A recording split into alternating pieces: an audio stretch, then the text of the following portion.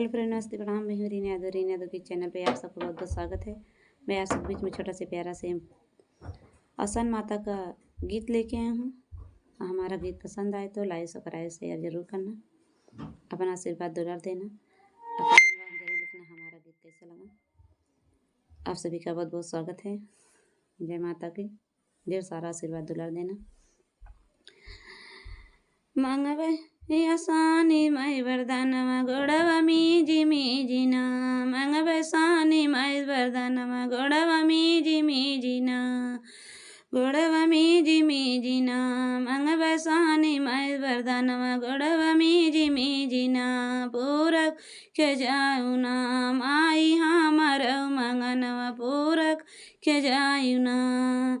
पहिला मंगन माई नैया से ससुरव पूरा कई के जायुना, माई हमर मंगनवा पूरा कई के जायुना, माई हमर मंगनवा पूरा कई के जायुना। गोड़वा मीजिना मंगवे सानी माई वरदानवा गोड़वा मीजिना।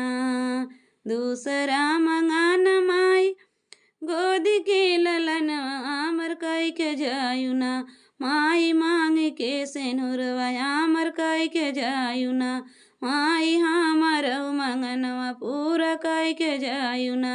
मिज बैसानी माई के गोड़वा मा मीजिना, माव मांग माई से मंगनवा गोड़वा मीजिना।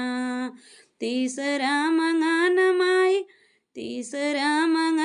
माई दान से संपत्ति पूरा कई के जायुना, माई हमर मंगनवा पूरा कई के जायुना। मिज माई के गोड़वा पूरा कई के जायुना, मिज गोड़वा मीजिना, माई से मांग बरदनवा गोड़वा मीजिना।